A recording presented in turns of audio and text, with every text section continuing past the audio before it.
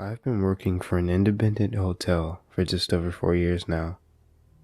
We're the #1 rated hotel in our city, and proud of it. I mostly work in housekeeping, but I have done some time at the front desk as well. I love my job, and have always said that my bosses are great. Now, being a housekeeper, I've seen some things. I've seen a room where someone snuck in their dog, kitten, and chicken. We don't allow pets. I even had a room once that we had to call the cops on for a raid because we found meth. They found a lot of drugs and guns in that room. But today is the first time I've ever actually felt scared to be in a guest's room. As I'm working on a room that's already been vacated, a man in the next room over catches me at my supply cart. He's said to be staying several days and tells me, "You can go ahead and clean my room now. I'm going down for breakfast."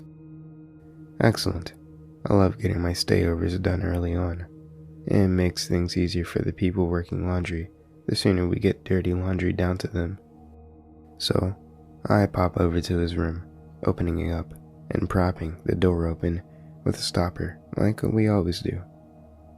The first thing I notice is that he has around 20 prescription bottles lined up on one of the 2 beds, along with insulin and needles. I'm nosy, I'll admit it, and I wanted to see what he was on. Oddly, it was only 2 different types of medication for all 20 bottles. About 2/3 were diabetes medication, and the rest were all cholesterol medication. That's a little weird that he has so many bottles for the same meds, but whatever. I go to make the bed and see that some of the bedding had been stained inside, knowing that I'll have to change all the bedding now instead of just being able to turn down the sheets and blanket.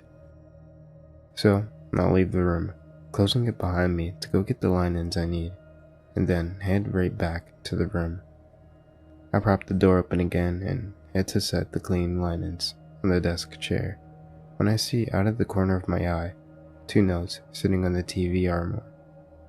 It wouldn't mean anything except I caught the word "kill" scrawled on it. I dropped the linens and took a closer look. What I read on the first note made my blood run cold. "You don't have to forgive her, you can just kill her. You are here to take money and alcohol away from you. Get over having to kill her, and you can safely leave." My heart was pounding. My eyes went to the second note, which had just looked like a to-do list at first glance, but in the end made my stomach churn. Spray and wash, apply for Medicare, exorbitation. The soul is healed by being with children, bank card follow-up, inheritance, savings, Kui Pop, 10,500, Map Montana. There will be a day of reckoning. Did you tell Mom what I said? How did Bev get my address? It was too much. I quickly snapped pictures of them on my phone so that I could show my boss why I would not clean his room. I left the room quickly, closing it up behind me. As the door closes, I turn and I see the man just 10 feet away from me, coming back to his room. My heart is in my throat, but I manage to smile and tell him I need more supplies. I'll be back to your room in a bit. I take off straight for the elevator, having noticed our maintenance man waiting for the slow transport. In a hushed tone, I tell him what I found, and he sees I'm shaken, not a normal state for me. He rides down with me, and I go straight to my boss and tell her for the first time in all these years, I am not comfortable being in a guest's room. I show her the pictures and her face is still and pale. She goes to the front desk and asks our general manager for a minute of her time and brings her into the office to show her. She agreed this was not a safe situation and took our maintenance man with her to go inform the man that he had 1 hour to get his belongings and leave the hotel, and he was not walking back. I spent a few minutes in the laundry room trying to calm down. Then my boss went back up with me to the floor until the man officially left the hotel. I don't know who Bev is. I don't know who the woman is that he didn't feel he needed to forgive, but man in room 422, let's never meet again. This happened about 10 years ago.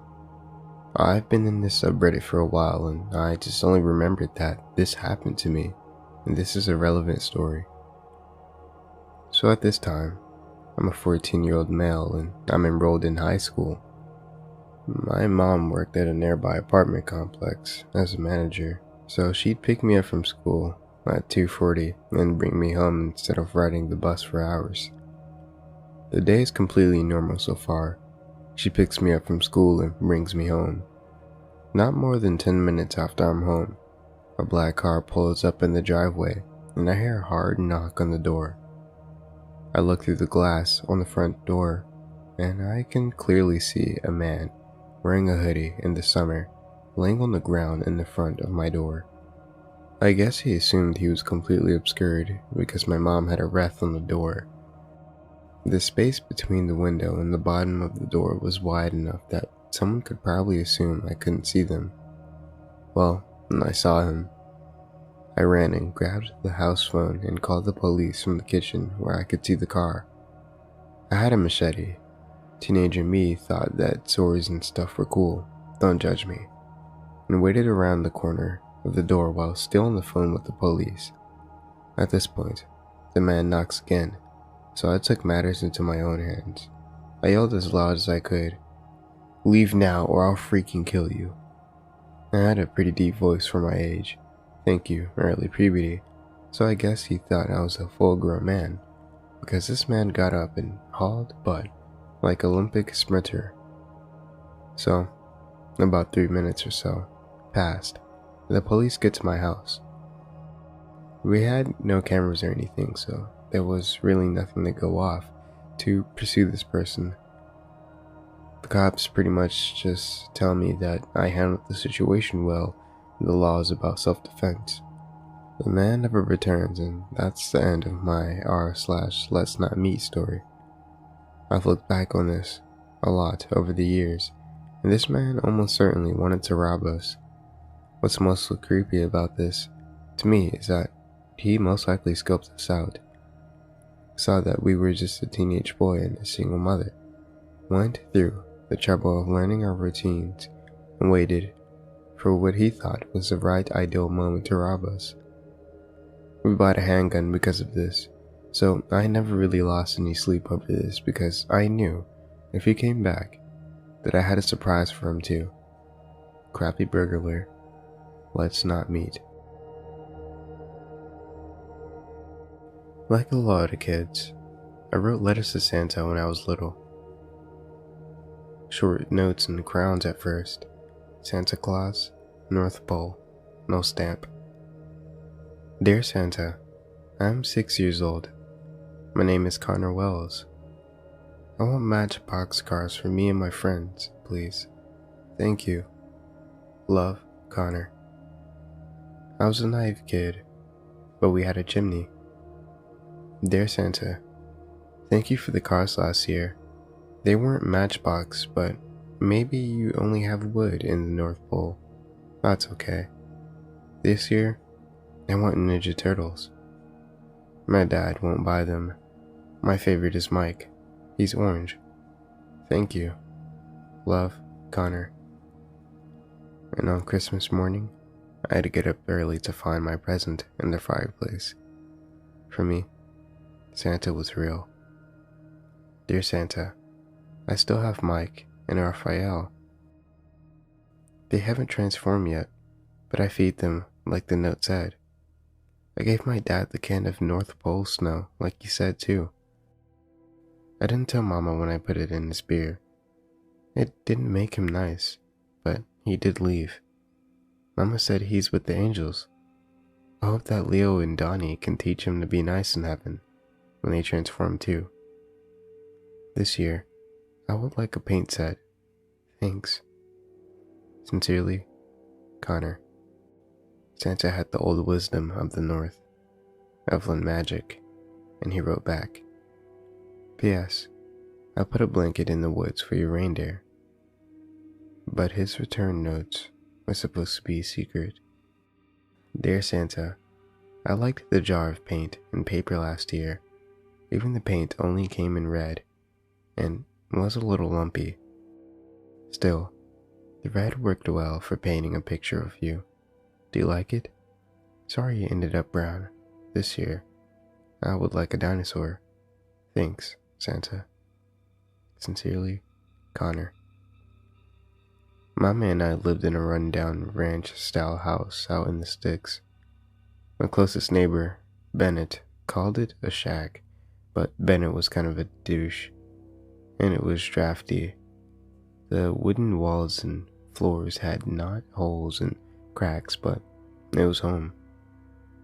And Santa's elf magic was all around. Dear Santa, the dinosaur bones were awesome. Thanks. This year, I want to go on a quest, like Bilbo Baggins. Could you send the Hobbit? Sincerely, Connor. I knew when the Evelyn magic was working, because a light would glow through the cracks of the floor. I had put my letter in the mailbox, and after Christmas, the elves would deliver Santa's return notes through a knothole. Up they'd come, and I'd grab them. I thought Santa was amazing. Dear Mama, I've gone to the North Pole. Don't worry, I'll be back soon. And tell Bennett that Santa's elves will return Dad's car as soon as we get to Santa's sleigh. Please, don't be sad that Santa didn't bring you too. The North Pole is just for kids. Love you, Connor.